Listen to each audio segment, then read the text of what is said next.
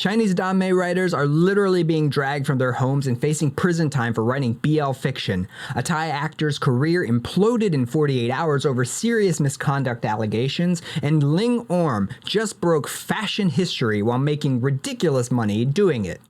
Plus, the SmartBoom corporate war somehow got even messier with star certificates and maybe a little bit of emotional manipulation. It's been one heck of a week. Let's dive in. It's a good tea. First up, I have some phenomenal news because LingOrm just made history in the most spectacular way possible.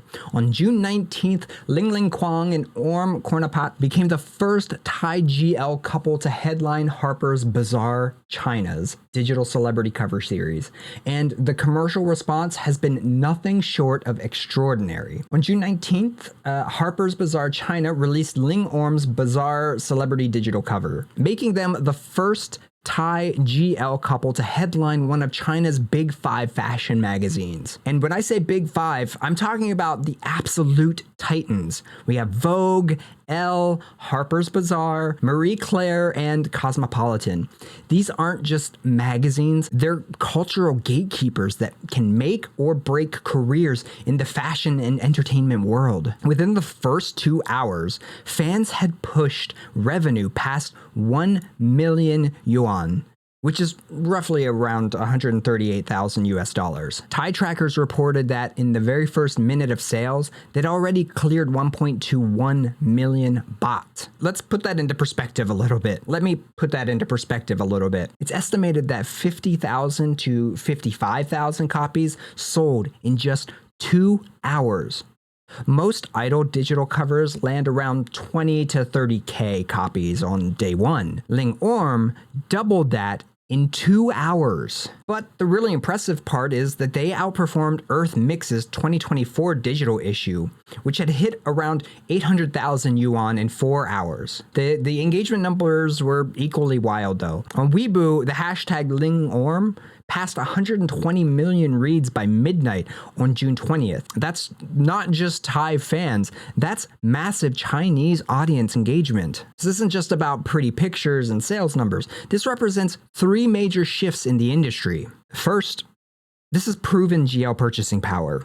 For years, the assumption was that BL fandoms drove the big money while GL fandoms were smaller and less commercially viable. Second, Ling and Orm are now visible ambassadors to mainland China's fashion circuit, which opens doors for cross-border casting and international opportunities. This kind of recognition in China, arguably the world's second largest economy, maybe the first, can completely transform careers. Third, major luxury brands like Prada, Montblanc, and Chanel have already started tapping Thai BL and GL talent. Bazaar's numbers prove that female-female pairings can drive real ROI, not just social media engagement. LingOrm is only the 3rd Thai pairing to secure Bazaar China's paid digital cover, following Brightwin in 2023 and Earth Mix in 2024. The fact that they not only matched, but exceeded the performance of established BL pairs shows that GL representation is having a major commercial moment. This is especially significant because the Chinese market has historically been more restrictive about LGBTQ+ content, particularly when it comes to female relationships, which you'll see in the next segment. For a GL couple to not just get featured, but absolutely dominate sales suggests shifting attitudes and market demand. Industry watchers are now asking whether Vogue China will follow with the GL edition before year end. If LingOrm's Bazaar success is any indication, other major fashion publications are going to want a piece of this market. We're also likely to see more luxury brands specifically targeting GL fandoms, not just as an afterthought to BL marketing, but as the primary demographic with proven spending power. This success story comes at a time when GL representation is finally getting the recognition it deserves. For too long, GL content was treated as secondary to BL in terms of production values, marketing budgets, and commercial opportunities. LingOrm's Bazaar moment proves that GL fandoms are not just passionate, they're financially powerful. This is the kind of positive industry news that we love to see. And quite frankly, we kind of needed this week, so I just wanted to put it in here. LingOrm didn't just make history, they proved that GL representation can be both culturally significant and commercially successful. That's a win for everyone who believes in diverse, authentic storytelling. From us here at BLT Time, congratulations to LingOrm on this incredible milestone. Here's hoping that this is just the beginning of what GL representation can achieve on the global stage. Now on the flip side, because what's happening in China right now is absolutely chilling, and it's something that directly impacts the entire BL community across Asia, and internationally, quite honestly. We're talking about a systematic crackdown on Danmei writers that has escalated from local police actions to what appears to be a coordinated nationwide campaign targeting young female authors, many of them just hobbyists and students. And before we dive into this, I want to be crystal clear about something. We're not talking about internet drama or shipping wars. We're talking about real people detained for months and facing up to 10 years in prison for writing stories about fictional male relationships.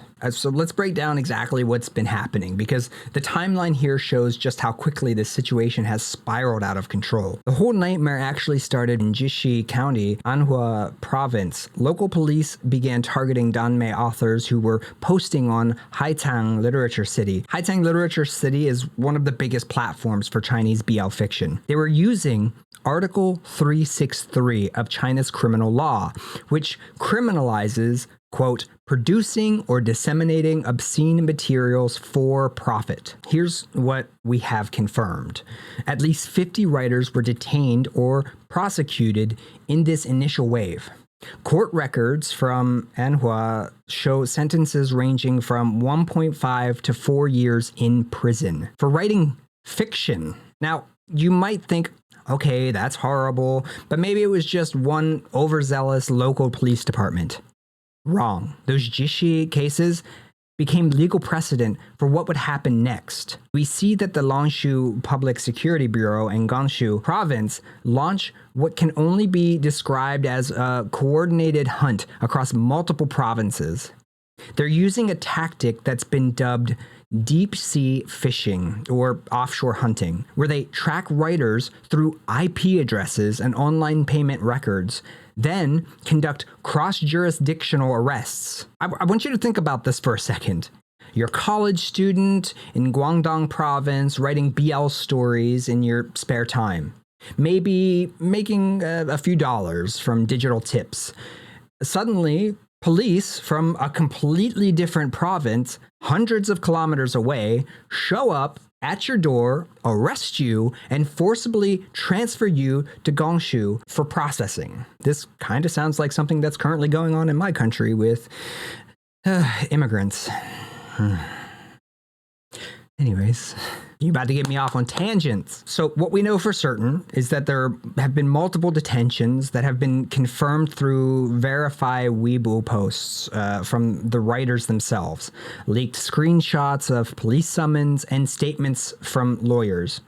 ABC News and Radio Free Asia have independently confirmed these arrests with insider sources. I wish that I could say that that's where it ends. But between June 1st and the 10th of this year, we saw the volume of activity increase dramatically. More than a dozen detentions were confirmed by name through private lawyer groups. Here's what's being reported, but not officially confirmed. Legal circles online and RFA are saying that between 200 to 300 writers have been implicated in this crackdown thus far. Now, there's no official list, and we cannot verify that exact number, but multiple lawyers are confirming dozens of detentions. So the scale here is unprecedented. And again, who's being targeted? Primarily young female Danmei writers, many of them students or hobbyists whose total profit from their writing might be a few dollars here and there. That's what authorities are using to justify for-profit obscenity charges that carry penalties of up to 10 years in prison. The response from China's legal community has been remarkable. Over 100 defense lawyers have reportedly stepped up to offer pro bono services to detained writers. Writers' rights groups are circulating guides on how to avoid police scrutiny, but online forums like Lofter, Weibo, and private Discord and Chishi groups have started mass purging Danmei-related content because writers are rightfully terrified. They have good reason to be scared. Police in Longshu are reportedly using reader testimony and internal platform data from Haitang to build evidence against authors. Imagine logging into your favorite BL platform and knowing that your reading history could be used to send someone to prison. As of this writing, June 19th, Caixin, one of China's most credible news outlets, reports that at least one Danmei writer's case has been officially transferred to the Longshu Procuratorate for indictment review. This is huge because it's the first known case of this latest batch moving beyond police custody into formal prosecution in Ganshu. Defense lawyers are telling outlets like Minsheng Watch that several detainees have been told by police that charges will be filed, quote, by late June. That means we could be looking at a wave of indictments dropping in early July. Look, this is not happening in a vacuum. This appears to be part of China's broader Clean Up Cyberspace 2025 campaign, which combines ideological enforcement, specifically anti-LGBTQ+ and anti-erotic content policies, with what sources suggest are local incentive structures where arrests and fines boost police department budgets. But the ripple effects go far beyond China's borders. Chinese Danmei has influenced BL culture across all of Asia. Many of the novels being targeted have been translated and adapted into series we've all watched and loved. When you create a climate of fear where young people are afraid to write stories about love and relationships, you're not just attacking literature. You're attacking the very foundation of LGBTQ+ representation in media. The international BL community needs to understand that this isn't just a China problem. The success of Chinese Danmei adaptations has proven there's a global audience for these stories. When that creative pipeline gets choked off by government persecution, it affects everyone who loves this content. And let's really be honest about what's really happening here. The Chinese government is systematically criminalizing young women for writing stories about love between men. They're using vague obscenity laws to justify what is essentially state-sponsored homophobia. The fact that these writers are predominantly female adds another layer of misogyny to the whole thing. We're likely looking at a critical few weeks. If those indictments drop in early July as expected, it could trigger an even broader crackdown as authorities use the legal precedent to justify expanded operations. Alternatively, the mobilization of lawyers and international attention might force some kind of de-escalation. But here's what I want everyone to understand. Every time we celebrate a new Chinese BL adaptation, every time we praise the incredible storytelling coming out of the Danmei community, we need to remember that the people creating these stories are operating under the constant threat of imprisonment. This is about more than just content. It's about the fundamental right of people to tell stories about love without fear of persecution. And right now, in China, that right is under very, very serious attack. As always, I'll keep following this story as it develops because the international BL community deserves to know what's happening to the creators whose work has brought us so much joy. And if you're in China and you're watching this, please, please, please, please, please stay safe. We need to talk about what might have been the fastest career implosion we've seen in Thai BL this year. Over the weekend, actor Prom Ratchaphat Wardasarn, you will know him as Tattoo from Jack and Joker, went from rising star to industry pariah in less than 48 hours, quite honestly, after some serious allegations surfaced on social media.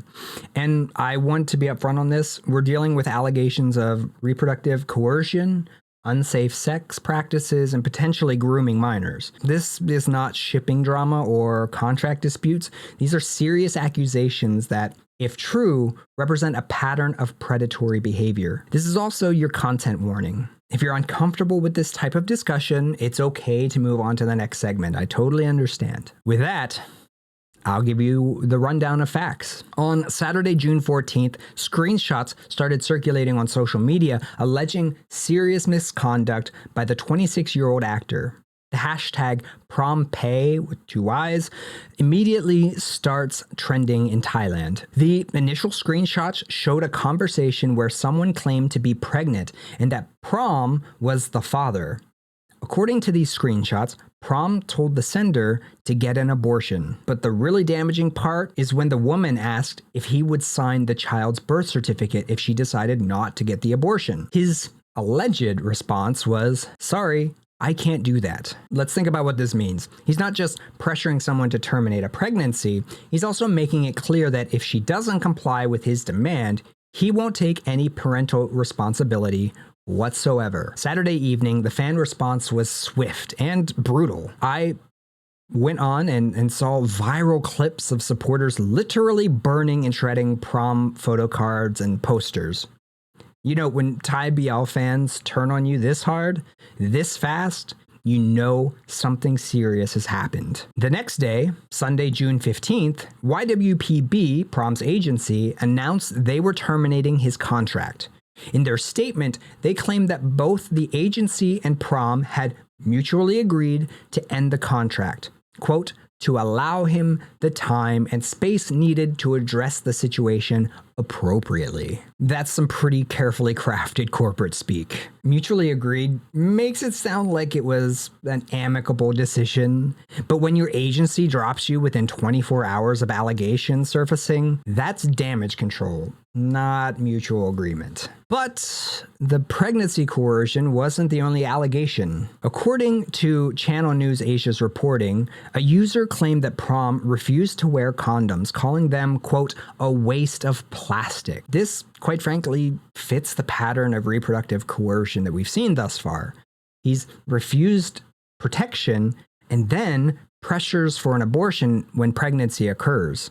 None of which he's going to take responsibility for, of course. In addition, another user shared a conversation where Prom allegedly asked for her age. After finding out she was 16 years old, he reportedly said, quote, "You're so young, I'll end up in jail." But despite acknowledging that what he was doing could land him in prison, he then allegedly told her to meet up with him if she was ever in Bangkok. Let's think about that for a moment.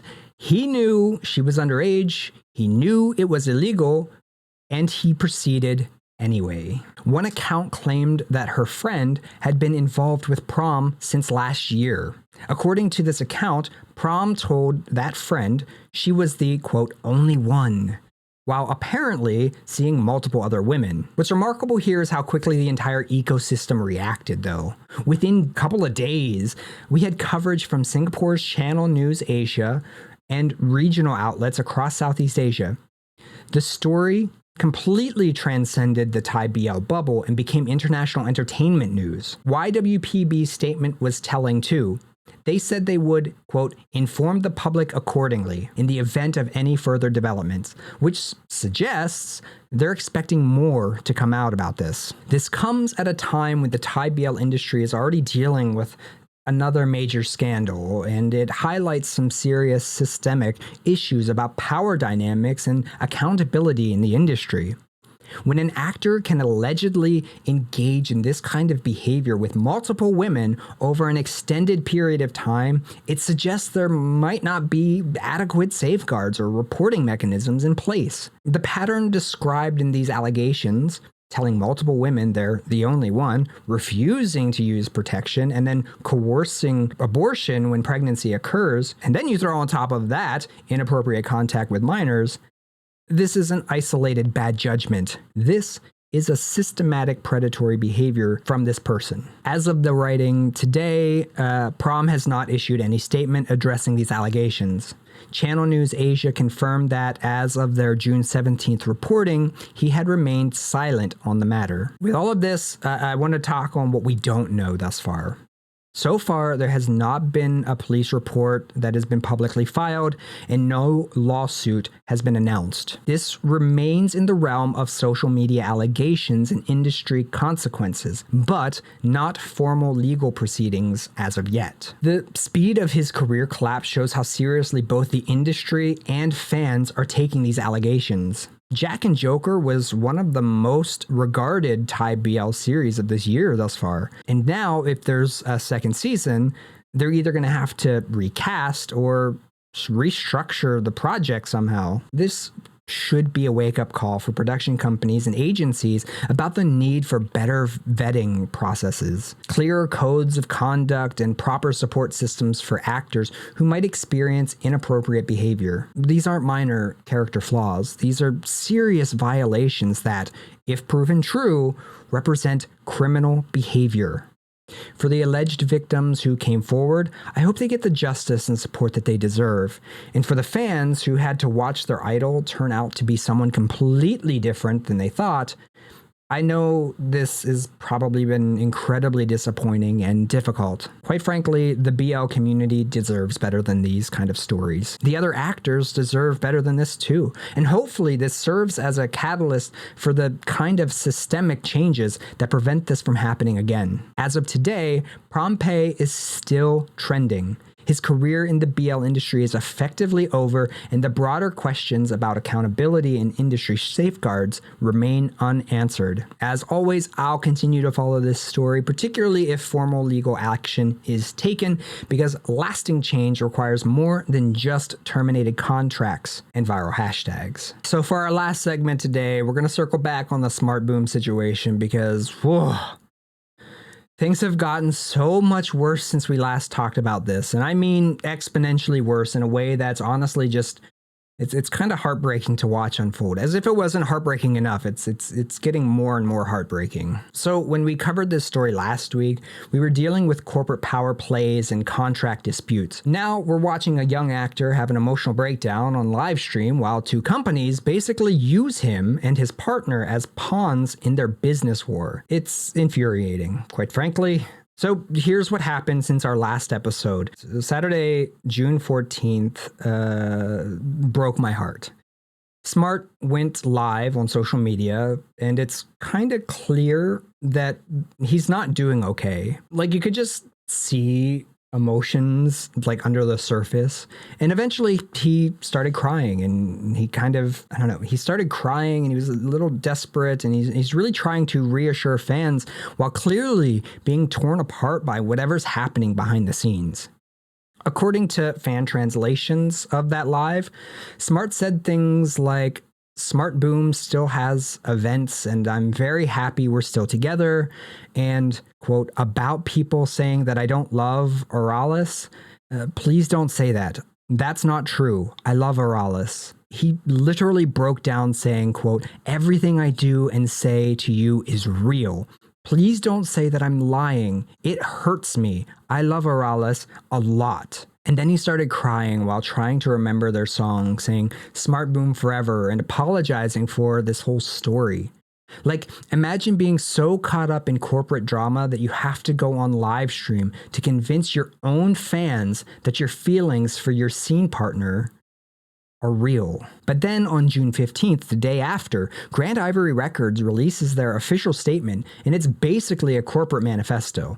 They claim they funded 100% of Smart's top form promotions, offered a 70-30 profit split in Smart's favor, and are now accusing Headliner of adding, quote, unreasonable conditions to the SmartBoom partnership schedule. So GIR says they're pausing couple activities to protect the artist. They also mentioned Smart's mental health is suffering, which was obvious to anyone who watched him break down on livestream. And then they threatened legal action while asserting complete control over Smart's calendar. But on Friday morning, June 20th, WeTV Thailand and Headliner drop what can only be described as a corporate breakup letter.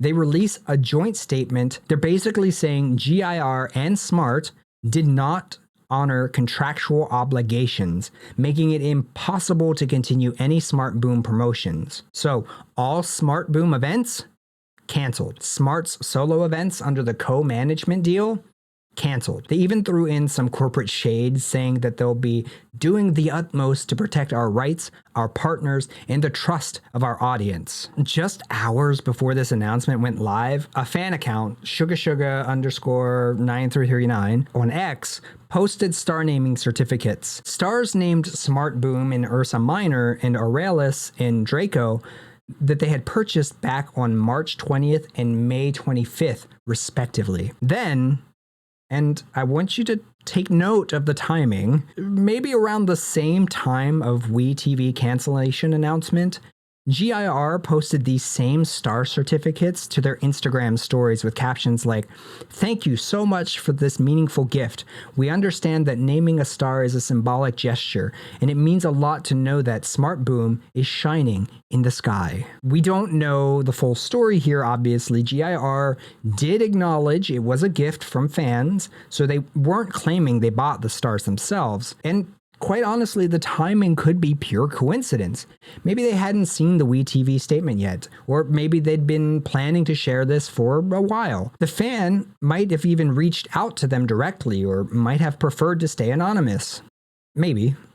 What we do know is that posting romantic star certificates right after your business partnership officially imploded creates some serious cognitive dissonance. Whether that was intentional counter-programming or just unfortunate timing, it definitely sent mixed messages to fans who were trying to figure out what the hell was actually happening. I want to be very, very clear here. From what we know of this situation, this is not Smart's fault. This is also not Boom's fault. This is not even the fans' fault, though the harassment Smart mentioned is absolutely unacceptable and needs to stop last week already. This is a perfect example of what happens when corporations treat actors like commodities instead of human beings. These companies are so focused on who controls what piece of the profit pie that they're completely destroying the thing that made the money in the first place, which is two actors with genuine chemistry that fans loved to support. The fact that Smart felt he had to go live and defend the authenticity of his relationship with Boom shows just how toxic this situation has become. No actor should have to prove their emotions are real because their management companies can't figure out how to split a check. Meanwhile, WeTV in headliner statement is ice cold professional, basically saying, "We tried to work with them, they breached the contract, we're done." But even they acknowledged fan disappointment, which shows at least some consideration for the human impact. For fans who are heartbroken about this, I totally get it. You invested in these actors, you believed in their chemistry, and now you're watching it get torn apart by corporate disputes and confusing mixed messages. Just remember that your anger should be directed at the companies for making these decisions, not at Smart and not at Boom, who are just trying to navigate an impossible situation. The bigger picture here is that it could set a really dangerous precedent for how BL pairings are managed. If companies think they can just blow up successful partnerships whenever they want a bigger piece of the pie, without clear communication or consideration for fan investment, then we're going to see a lot more of these situations. These specific companies need to do better. Contracts need to be clear, profit splits need to be fair, and most importantly, the well-being of the actors needs to be the top priority, not the bottom line or the optics war. As always, I'm going to keep following up on this story, but honestly, at this point, I just really hope that Smart and Boom are getting the support that they need to get through this corporate chess game they never asked to be pawns in. And that is this week's update. Look, I know we covered some really heavy stuff today, from writers literally being imprisoned for creating the stories that we love, to corporate power plays destroying the partnership fans cherish, to very serious misconduct allegations that remind us our idols aren't always who we think they are. But here's what strikes me the most about this week. The BL and GL communities are showing both incredible vulnerability and incredible strength. Chinese Danmei fans are organizing legal defense funds while living under the threat of government persecution. SmartBoom fans are directing their anger at corporations, not the actors caught in the middle. SmartBoom fans are directing their anger at corporations and not the actors caught in the middle. And LingOrm supporters just proved that GL fandoms can generate serious commercial power when given the chance. The industry is at this weird inflection point where we're seeing both the worst and best of what's possible. For every story about corporate greed or government crackdowns, there's also proof that authentic representation can break barriers and make history. What gives me hope is that these communities aren't just passive consumers. You're active participants who demand better, support creators, and hold people accountable. That matters more than any corporate contract or government policy in the long run. Keep supporting the creators and actors who deserve it. Keep demanding transparency from companies, and keep celebrating the wins when they happen, because stories about love, whether they're between men, women, or anyone else, are always going to be more powerful than the people trying to silence them. That's this week's BLT Time. I'm Sean. Thank you for watching, and I'll see you next week with whatever chaos the industry decides to serve up next. Stay safe out there, especially our friends in China, and remember, your stories matter, your voices matter, and whether you like it or not, we're not going anywhere. Bye.